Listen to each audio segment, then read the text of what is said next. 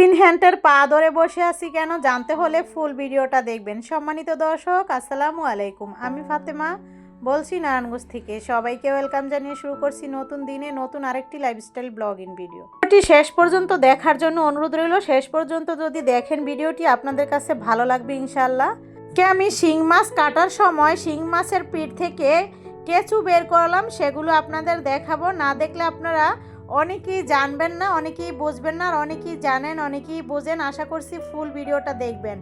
আমার দিনটা শুরু হচ্ছে সকাল ঘুম থেকে উঠে বাসি ঘরটর ঝাড়ু দেওয়া, তারপর হচ্ছে ভিডিও এডিট করা, ভিডিও আপলোড দেওয়া পেজে, তারপর হচ্ছে কিছু থ্রি পিস হচ্ছে দেখা যায় যে কাটিং করার থাকে, সেলাই করব, এই জন্য অর্ডারি কাপড়, তো সেগুলো কাটিং করি এবং হচ্ছে লাইভ করেছি, সেই থ্রি পিসগুলো আবার গুছানো ভাঁজ করা, এরপর হচ্ছে কাস্টমার আসলে তাদেরকে দেখানো, থ্রি পিস বিক্রি করা, মানে সারাক্ষণ থ্রি পিস নিয়ে নাড়াচাড়া। সকালের দিকটা টেইলারিং কাম আর হচ্ছে থ্রি পিসের যে বিজনেস করতেছি। তো বাসায় অনেক মানুষ আসে, আমার পেজ তো নতুন, তো সেই পেজে খুবই কম সেল হয়, কিন্তু বাসায় আল্লাহর রহমতে যাই হয়, যারা চেনা জানা সবাই আসে, এসে নিয়ে যায়। তো দেখা যায় কি একটা থ্রি পিস নিলে 10টা থ্রি পিস তাদেরকে দেখাতে হয়, বোঝাতে হয়, এরপর সেগুলো ভাঁজ করতে হয়। তাছাড়া আমি যে আগে লাইভ করিনি বা ভিডিও বানাইনি, সেই জন্য আমার থ্রি পিসগুলো হচ্ছে খুলতে হয়, দেখাতে হয়, সেগুলো নিয়ে আবার ভিডিও বানাইতে হয়। তো এইভাবে করে করে হচ্ছে আমার দুপুর হয়ে যায়। তারপর নামাজ পড়ে এরপর হচ্ছে আবার একটু সেলাই করতে বসি। মেয়ে ওই পাশে চলে যায় হচ্ছে ইফতারি বানানোর জন্য, আর আসরের নামাজ পড়ে আমি আবার যাই হচ্ছে তরকারি রান্না করার জন্য। এই তো মেয়ের ইফতারি বানানো শেষ হয়েছে, এখন আমি চলে গেলাম রান্না বান্না করার জন্য। অবশ্য রমজান মাসে আমিও কোটাকাটা কিছু করে নিই, আর শেপালিও করে দেয়, একটু পেঁয়াজ টেস্ট কেটে দেয়, এরপর হচ্ছে সবজি টবজি ওকে বললে যতটা পারে ততটা কেটে দেয়। এই তো মাছ কাটতেছিলাম, ওই যে বললাম শিং মাছের পেট থেকে দেখুন, মানে পিঠ থেকে, এটা তো পিঠ থেকে এই কেঁচুগুলো বের করতে হয়, মানে এটা হচ্ছে রগ, আসলে কেঁচু না, দুষ্টামি করে বললাম।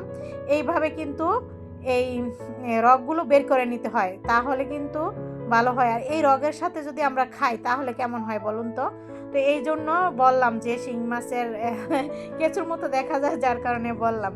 তো শেফালি হয়েছে ঘরটর আর কি মোছামাছি করতেছে, ঝাড়ু টাড়ু দিতেছে, আমি তো রান্নার কাজ নিয়ে ব্যস্ত, রান্না টান্না করতেছি, আর হচ্ছে ও ঘরটর মুছতেছে, এরপর আবার কাপড় চোপড়ও আছে, ধোয়া পাকলার যে কাজগুলো সেগুলোও করবে।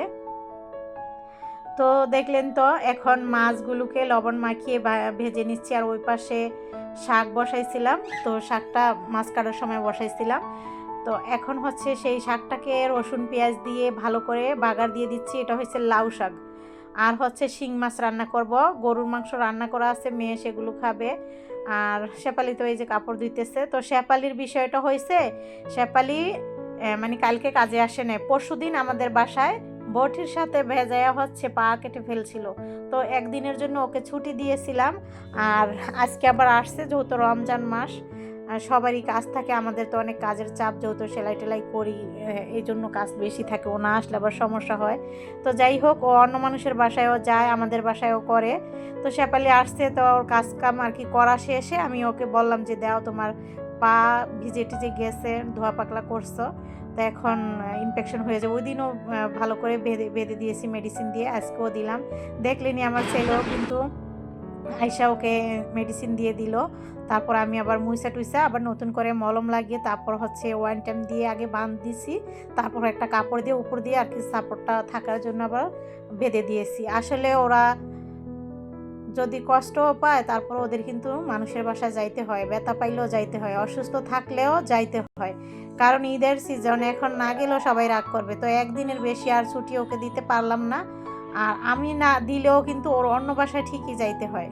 তো এই জন্য বললাম যে আমি শুধু শুধু কষ্ট করব কি করতে, তুমি আসো। তো একদিন ছুটি দেওয়ার পরে যে আসছে। তবে একজন যদি কাজ করুক, যাই করুক না কেন, সে কোনো কিছু যদি ব্যথা পায় বা আঘাত পায়, আমরা তার পায়ে হাত দিয়ে বেঁধে দিতেও কিন্তু খারাপ লাগে না, আর এটাই স্বাভাবিক।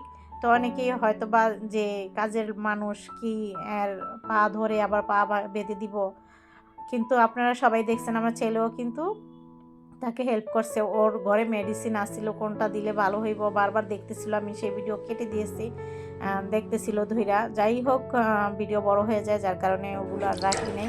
এই পাশে আমার মেয়ে হচ্ছে শরবত গোলাইতেছে, আর আমি রান্নাবান্না যা কিছু করলাম আস্তে আস্তে এখানে এনে রাখবো, আর হচ্ছে রাখলামও, এবং হচ্ছে বাকিটুকু এখানে রাখবো রান্না শেষে।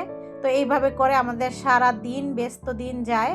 আর পাশাপাশি আল্লাহর ইবাদত যতটুকু পারি, পাঁচ ওয়াক্ত নামাজ এবং হচ্ছে যতটুকু পারি কাজের ভিতরে থেকে হচ্ছে চেষ্টা করি আর কি আমলগুলো করার। আর এই তো ইফতার আয়োজনের আগেই বসে পড়েছি দোয়া কলেমা পড়ার জন্য। তো আপনার ভাইয়া সেই সময় আবার সবাইকে ঈদ মার্কেট করার জন্য টাকা দিতেছে, ছেলেকে দিল, মেয়েকে দিল, এখন হচ্ছে বড় মেয়ের জন্য দিল আমার হাতে। বড় মেয়ে তো শ্বশুর বাসায়, তারপর বড় মেয়ের জামাইয়ের জন্য আবারও দিবে। এই তো মেয়ের জন্য আগে জামাইয়ের জন্য আগে দিয়েছে, এখন মেয়ের জন্য দিল। তারপর হচ্ছে আমরা আসি, মানে আমি তো থ্রি পিসের বিজনেস করি, ঘরে থেকে থ্রি পিস বানাইলেই তো হয়ে যাবে। তারপর হচ্ছে অনেক কিছু অনলাইনে অর্ডার দিয়ে কিনে কেটে ফেলেছে, মেয়েও কিনতেছে।